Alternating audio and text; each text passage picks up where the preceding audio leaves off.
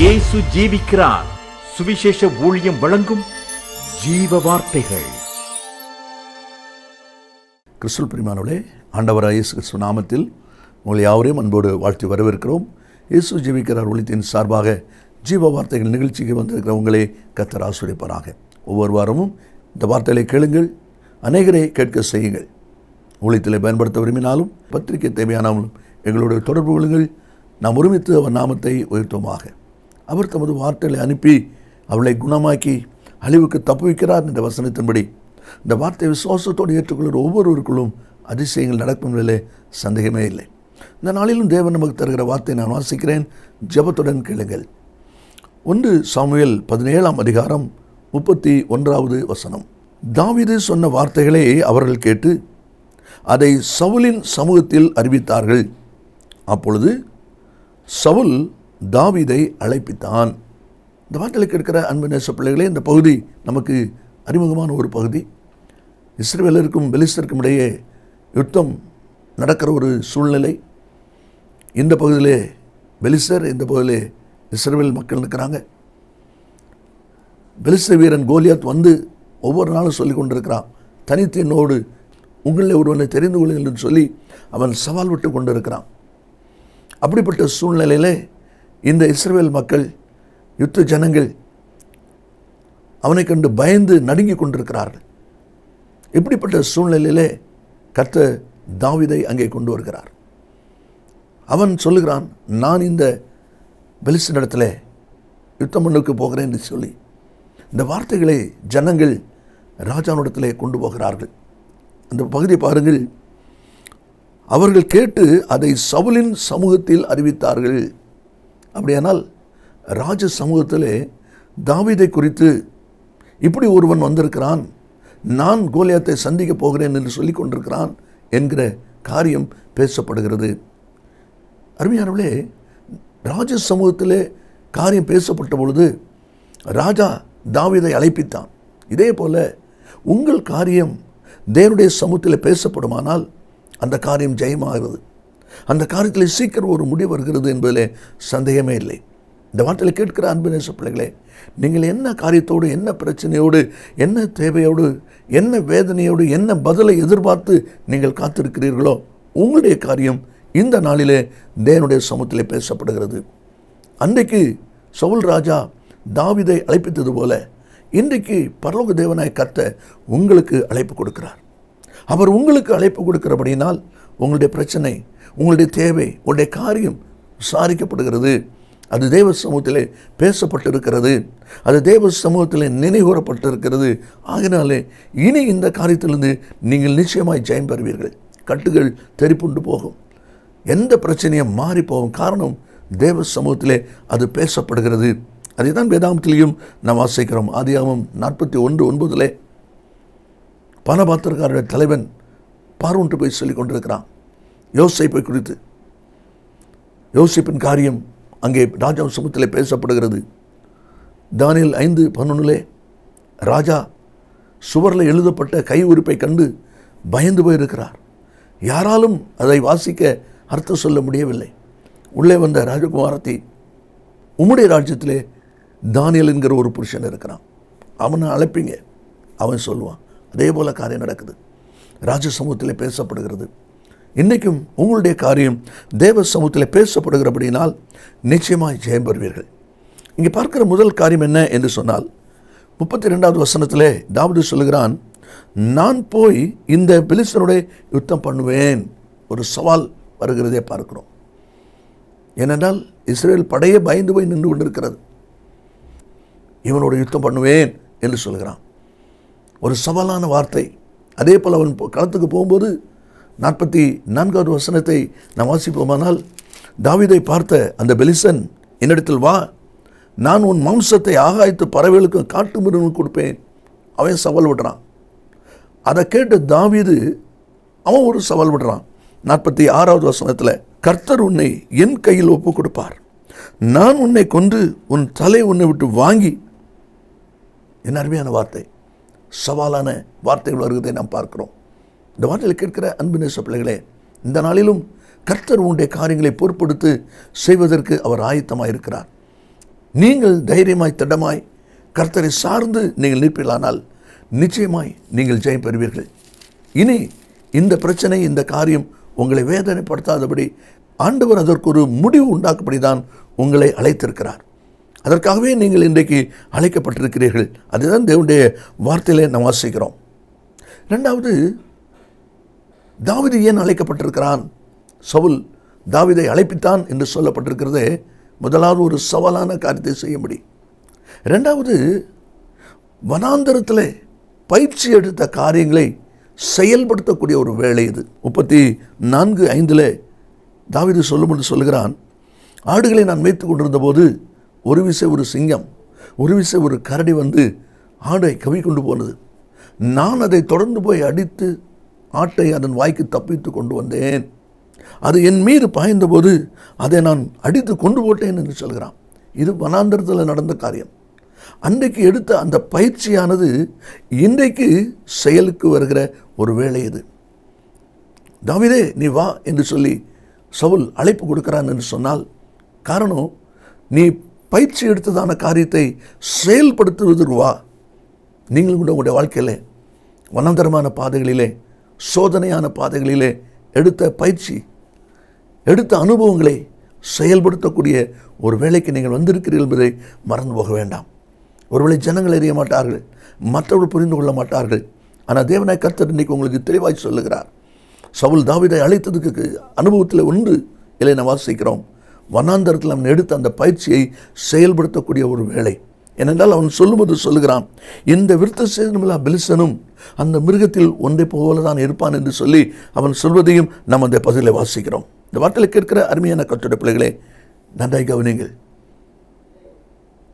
தாவீது வனாந்தரத்தில் எடுத்த அந்த பயிற்சியை செயல்படுத்தக்கூடிய ஒரு வேலைக்குள்ளே அவன் வந்திருக்கிறான். ஏனென்றால் கோலியாத் சொல்லி கொண்டிருக்கிறான் 8ஆம் வசனத்தில், உங்களில் ஒருவனை தெரிந்து கொள்ளுங்கள், அவனிடத்தில் வரட்டும்.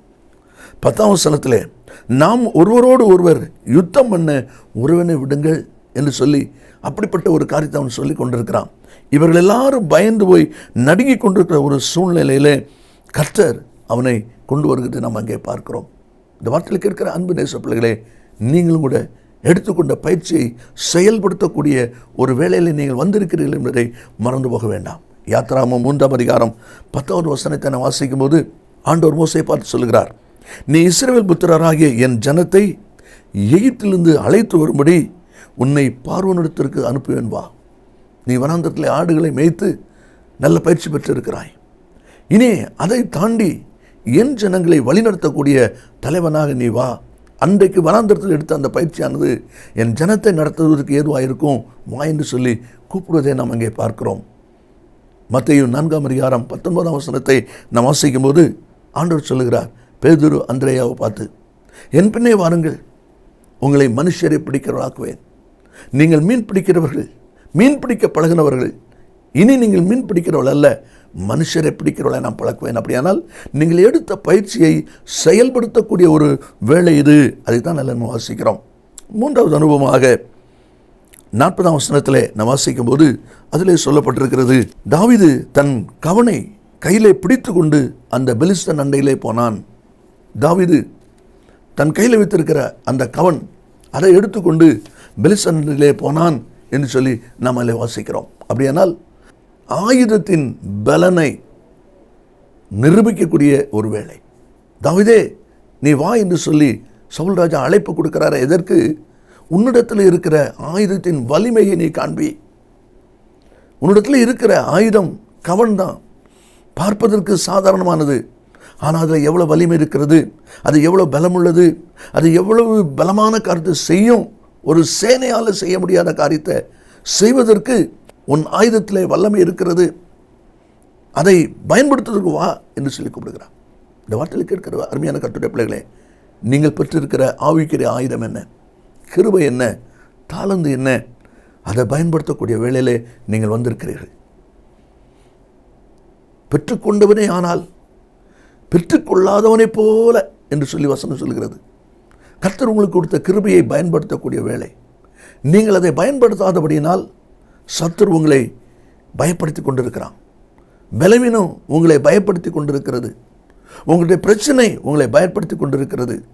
உங்களுடைய ஆயுதத்தை நீங்கள் பயன்படுத்தி பாருங்கள். இது தாவீதுடைய ஆயுதத்தை பயன்படுத்தக்கூடிய ஒரு வேலை. தாவீது தன் கவனை கையில் பிடித்து கொண்டு அந்த பெலிஸ்தன் அண்டையில் வந்தான் என்று சொல்லி அந்த வார்த்தை சொல்லப்படுகிறதை நாம் அதில் பார்க்கிறோம். ஒருவேளை யுத்தத்துக்கு ஒரு ஆள் வருகிறான் என்று சொன்ன உடனே சாதாரணமாக நாம் அறிந்திருக்கிறோம், விளையாட்டுகளிலே ஒரு வீரர் வருகிறார், அவர் ஒரு தெரிந்தவர் என்று சொன்னால் உடனே பக்கத்தில் இருக்கிற ஜனங்கள் எல்லாரும் ஆர்ப்பரிப்பாங்க, விசில் அடிப்பாங்க, ஒரு பெரிய ஆர்ப்பரிப்பு சத்தம் உண்டாகும். அப்போ ஒரு ஆள் வருகிறான்னு அர்த்தம். இதே மாதிரி தாவீது இறங்கும்போது ஜனங்கள் ஆர்ப்பரித்திருக்கலாம். அதை கேட்டு கோலியாத் அங்கும் இங்கும் பார்க்குறான். என்னடா அந்த வசனத்தை நீங்கள் வாசிப்பீங்களானால் அதில் சொல்லப்பட்டிருக்கிறது 42ஆம் வசனத்தில், பெலிஸ்தன் சுற்றி பார்த்து பெரிதாக இருக்கிறதுனால பெரிய ஆள் வருதுன்னு இப்படி சுற்றி பார்க்குறான். அவன் கண்ணுக்கு தாவீது வர்றதே தெரியல, அவ்வளோ அற்பமாக. ஆனால் தான் அடுத்த வருஷத்தில் வாசிக்கிறோம், அவனை அசட்டை பண்ணினான். 43 அவன் சொல்லும் பொழுது, நீ என்னிடத்தில் தடியோடு வர நான் நாயா என்று சொல்லி சபித்தான் என்று சொல்லி நம்மளை வாசிக்கிறோம். இந்த வார்த்தையில் கேட்கிற அன்பு நேச பிள்ளைகளே, இந்த வார்த்தை ஒன்றுக்கும் சட்டை பண்ணாதபடி தாவீது செய்கிற காரியத்தை கவனிங்கள். 49 அடப்ப பையிலிருந்து கல்லை எடுத்து கவனிலே வைத்து அதை அவனுடைய நெற்றியில் பட எரிந்தான் என்று சொல்லி தேவனுடைய வார்த்தை சொல்வதை பார்க்கிறோம். அப்படியானால் அவன் கையில் இருக்கிற ஆயுதத்தை பயன்படுத்தக்கூடிய வேலை. நீங்களும் கூட கர்த்தர் உங்களுக்கு கொடுத்துற கிருபை தாளந்தை பயன்படுத்தும்படியான ஒரு வேலை இது. செங்கடலுக்கு முன்பாக ஜனங்கள் தேய்த்து நிற்கும்போது கர்த்தர் சொன்னார், மோசே உன் கோலை நீட்டு சமுத்திரத்தை பிளந்து விடு. அதே போல் நீட்டினா சமுத்திரம் பிளந்துட்டு. அது வரைக்கும் அந்த ஆயுதத்தை பயன்படுத்தாததுனால எல்லாரும் தகிச்சு பயணிக்கிறாங்க. நீங்களும் உங்களுடைய ஆயுதத்தை பயன்படுத்தக்கூடிய இடத்தில் வந்திருக்க என்பதை மறந்து போக வேண்டாம். கடைசியாக 51வது வசனத்தை நான் வாசிக்கும் போது அதில் சொல்லப்பட்டிருக்கிறது, தாவீது பெலிஸ்தனை கொன்று அவன் தலையை வெட்டி போட்டான். பெலிஸ்தனை கொன்று அவன் தலையை வெட்டி போட்டான் என்று சொல்லி அந்த வார்த்தை சொல்வதை பார்க்கிறோம். அப்படியானால் சத்துருவை ஜெயிக்கிற வேலை. இதுவரைக்கு சத்துரு உங்களுக்கு விரோதமாய் கொக்கரித்து கொண்டிருந்தான், உங்களை பயப்படுத்தி கொண்டிருந்தான். என்னாகுமோ ஏது நடக்குமோ என்று சொல்லி திகைச்சு போய் நின்றீர்களா? இன்றைக்கு கர்த்தர் சொல்லுகிறார், நீங்கள் ஜெயம் எடுக்கிற வேலை வந்திருக்கிறது, நீங்கள் வெற்றி எடுக்கிற வேலை வந்திருக்கிறது. ஏற்கனவே கர்த்தர் நமக்கு இந்த வருஷத்திலே துவக்கத்திலே கர்த்தர் நமக்கு கற்றுக் கொடுத்திருக்கிறார். ஆதியாகமம் 33:12 நாம் புறப்பட்டு போவோம், வா, நான் உனக்கு முன் நடப்பேன், நீ எனக்கு பின் வரணும். நமக்கு முன் நடக்கிற தேவன் நம்மோடு கூட இருக்கிறபடினால், உங்களோடு கூட அவர் இருக்கிறபடினால் நீங்கள் ஜெயம் பெறுவீர்கள். நீங்கள் ஜெயம் பெறுவீர்கள். நீங்கள் முன் நடக்க, நீங்கள் கர்த்தரை சார்ந்து செயல்பட உங்களை அர்ப்பணிப்பீர்களானால், தைரியமாய் நீங்கள் முன்னே வருவீர்களானால் நிச்சயமாய் நீங்கள் ஜெயம் அடிப்பீர்கள். அதை தான் இதை பார்க்கிறோம். ஜனங்கள் எல்லாரும் ஆச்சரியப்படக்கூடிய அளவுக்கு ஒரு பெரிய ஜெயம் அங்கே கிடைத்ததை நாம் அங்கே பார்க்கிறோம். யாத்திராகமம் 14:25 சொல்லப்பட்டிருக்கிறது, கர்த்தர் அவர்களுக்கு துணை நின்று எகிப்திற்கு விரோதமாய் யுத்தம் பண்ணுகிறார்கள் என்று அந்த எகிப்தியர் சொல்லி ஓடுறாங்க. நான் ஓடிப்போவோம், வாருங்கள், கர்த்தர் அவர்களுக்கு துணை நின்று அவர்களுக்கு யுத்தம் பண்ணுகிறார். அதே கர்த்தர் உங்களுக்கு துணை நின்று உங்களோட யுத்தம் பண்ண ஆயத்தமாக இருக்கிறார். நீங்களும் ஆயத்தப்படுங்கள். சங்கீதம் 126:2 நாம் வாசிக்கிறோம், கர்த்தர் இவர்களுக்கு பெரிய காரியங்களை செய்தார் என்று புறஜாதிகளுக்குள்ளே சொல்லிக் கொண்டார்கள். அருமையான கர்த்தருடைய பிள்ளைகளே, இந்த வார்த்தை மூலமாய் கர்த்தர் நமக்கு கொடுக்கிற ஆலோசனை என்ன? சவுல் ராஜா தாவீதை அழைப்பித்தான். ஆடுகளை மேய்த்துக் கொண்டிருந்த அவன் யுத்த களத்துக்கு வருகிற போது அவனை அழைப்பு கொடுக்கிறான். 4 அனுபவங்கள். 1, சவால் விடுகிற வார்த்தையை செயல்படுத்தும்படியாக. 2வது, வனாந்தரத்தில் அவனை பெற்றுக்கொண்ட பயிற்சிகளை செயல்படுத்தக்கூடிய ஒரு வேலை. அவனிடத்தில் இருக்கிற ஆயுதத்தை பயன்படுத்தக்கூடிய ஒரு வேலை. சத்துருவை ஜெயிக்கிற ஒரு வேலை. அதே காரியத்தை நீங்களும் அர்ப்பணித்து வருவீர்களானால் ஜெயம் பெறுவீர்கள். இயேசு சீக்கிரம் வரப்போகிறார். நான் ஜெபிப்போமா? நல்ல பிதாவே, என்று துதிக்கிறோம். உம்முடைய வார்த்தை ஆமென்றும் ஆமேனும் இருப்பதற்காய் ஸ்தோத்திரம். இந்த வார்த்தை கேட்டிருக்கிற ஒவ்வொரு பிள்ளைகளும் தங்களை அர்ப்பணித்து நன்மையை சுதந்திரித்துக் கொள்வார்களாக, ஜெயம் பெற்று சந்தோஷம் மகிழ்ச்சியை வாழ்வார்களாக. கர்த்தர் இயேசுவின் நாமத்தில் பிதாவே, ஆமேன், ஆமேன். கர்த்தர் உங்களை ஆசீர்வதிப்பாராக. ஆமேன். அருமையானவர்களே, கடந்த நாட்களில் ஒரு புஸ்தகத்தை குறித்து நான் உங்களுக்கு சொன்னேன். 50 செய்திகள் அடங்கிய இந்த புஸ்தகம் உங்கள் ஆவிக்க வாழ்க்கைக்கு மிகவும் பிரயோஜனமாக இருக்கும். ஊழியர்களுக்கு சிறப்பாக பிரயோஜனமாக இருக்கும். நீங்கள் இதை பெற்று பயன்படும்படி உங்களை அன்பாய் கேட்டுக்கொள்கிறேன். மற்ற விவரங்களை என்னிடத்தில் கேட்டுக்கொள்ளுங்கள். கர்த்தர் உங்களை ஆசீர்வதிப்பாராக. மேலும் விவரங்களுக்கும் உங்கள் ஜெப தேவைகளுக்கும் நீங்கள் எங்களோடு தொடர்பு கொள்ள வேண்டிய முகவரி ஜீசஸ் லிவ்ஸ் காஸ்பல் மினிஸ்ட்ரீஸ், சகோதரர் John M Jeyaraj, 123A Dohnavur road, Mavadi, Nellai மாவட்டம், தென்னிந்தியா 627107. செல்போன் 9441132292.